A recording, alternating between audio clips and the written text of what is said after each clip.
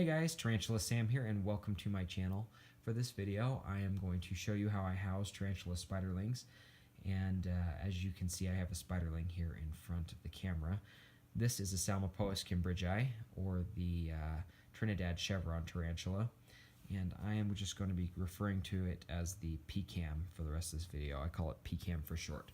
So I absolutely love PCAMs. For those of you who've watched some of my videos, you know that I've had a PCAM in the past, and I actually sold that one when it matured out as a male to a breeder, and I've been waiting to replace it, and finally came across one that was a good price and picked it up.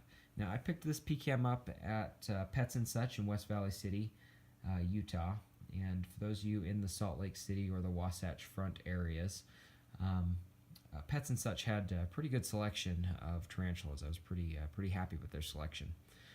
So anyways, I'm going to get to the housing video, and just before I get started here, I'm going to tell you that this video is going to probably be more suited to Salmopoeus species. I set up most of my spiderlings fairly similarly, but this one's going to be adjusted for the Salmopoeus. Now these like to burrow a little bit as spiderlings and throw up dirt curtains, so I'm going to give it a little bit of substrate. I've got this crystal clear display case from Hobby Lobby. This is the baseball size, and I've got some ventilation holes drilled in that. And for the substrate, I'm going to be using a vermiculite cocoa fiber mix. Not the most exciting substrate, but I've had a lot of success with it in the past, so that's what I'm going to be using.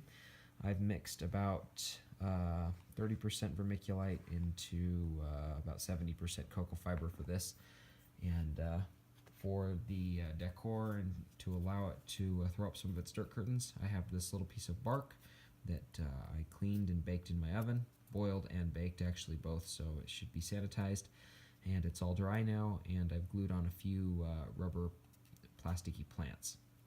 I have a water dish. This water dish that I'm using is actually a portion of a top that I picked up a package of at the dollar store, and I just break them apart and use the halves as water dishes. I may or may not throw in this pebble. I know that some people don't like throwing in any sort of rocks, but I like a little bit of variety, and I'm careful to watch the spider to make sure it's not digging around it so it doesn't dig under it and get crushed. Now this is a pretty light pebble, and I'm going to shove it down in the dirt, so we should be fine. So now I will get to setting up the enclosure here.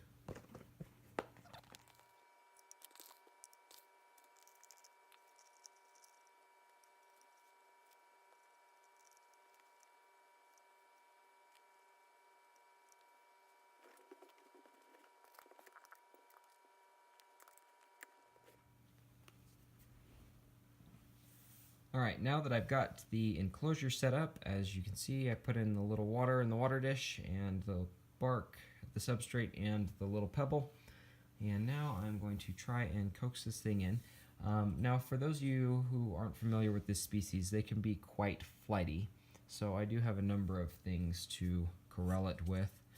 One of my favorite being my strip of foam core here. It's soft, so if they do strike out and bite it, it won't damage their fangs. Although this one as a sling is very unlikely to be bitey at this point. So I'm just going to pick up this bark and very slowly coax it into the enclosure. As you can see if I can give you a closer view. This little PCAM thinks it is hiding. It's in that stretched out, kind of camouflaged position. So when I disturb it, it may take off running because it'll realize that it's been discovered. So I'm going to very carefully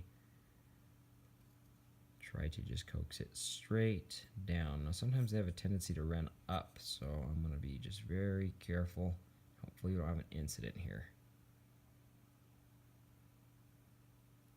Oh, yep, see how fast they move? They move very quickly. And he's sneaking back up the other side here. And again, as you can see, it thinks it's hiding, but it should be real easy just to scoop right down in now. So take it from here and just push it very gently from the side. There we go. Oh, and we were successful for about 2 seconds there, and now it's running off. So let's see if we can convince it to come back.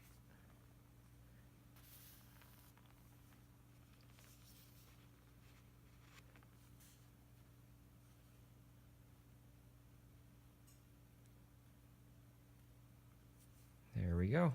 Oh, maybe not. Got the lid ready this time. Slow movements, and you can usually get them to move slowly if you use very slow movements. Unless, of course, they get sufficiently annoyed, and they'll take off. All right, come on. Come on.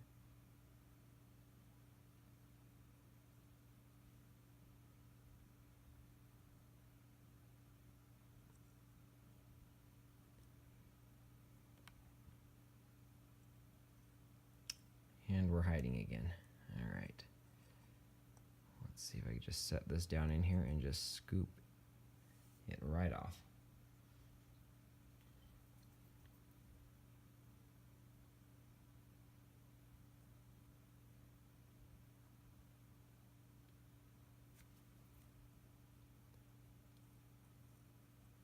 Oh, there we go. Perfect. Alrighty. Lid is on and we're good.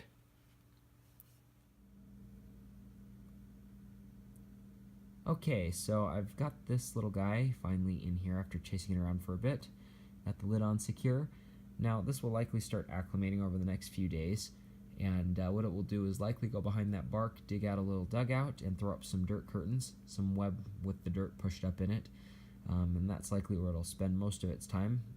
As it grows, it will spend more and more time out in the open, unless I got an oddball individual. Tarantulas are individuals, and each one is unique, but typically this one tends to spend a lot of time out in the open once it reaches close to adulthood, into adulthood. Now, this video I entitled how to set up a Spiderling enclosure. So this enclosure will vary a little bit from other enclosures. This one here is more adequate for the genus Salmopoeus or Poecilotheria. I think it would do well for a pokey as well. If it were like a terrestrial species like a Brachypelma or a Phonoplma or a Grammostola, I would fill a little bit more substrate in there and have a smaller piece of bark or leaf for it to hide under. I'd always put a water dish in there. And if it was an avic, I would put even less substrate in, and I'd put a lot more coverage for it to web more leaves and maybe a few more sticks. And then if it was a heavy webber, I'd put more anchor points as well. Like, for example, if it was a green bottle blue or the Chromatopelma cyanopubescens, I would put a lot more anchor points. But hopefully this is helpful to you guys. Now, if you don't have a Salmopoeus and you've been thinking about it, I would highly recommend the Cambridgei. They end up this gorgeous green and orange color. They spend a lot of time out in the open, and they're great hunters. It's really fun to watch them hunt. A lot of my tarantulas are just sit and wait tarantulas. When you throw in the prey, they'll just sit and wait, and they're not too exciting to watch hunt around. These ones, my last one at least, would hunt around and actually chase down crickets and stuff, so that was a lot of fun to watch. Anyways, I hope this was a helpful video to those of you who are getting ideas on how to set up sling enclosures. And if you guys like these kind of videos, tarantula themed videos, I run kind of a casual tarantula channel, and I invite you to like and subscribe, and I will see you guys next time. I've got a few other videos in mind, and I'm working on editing them, so hopefully you see some more uploads from me soon. Thank you. Bye.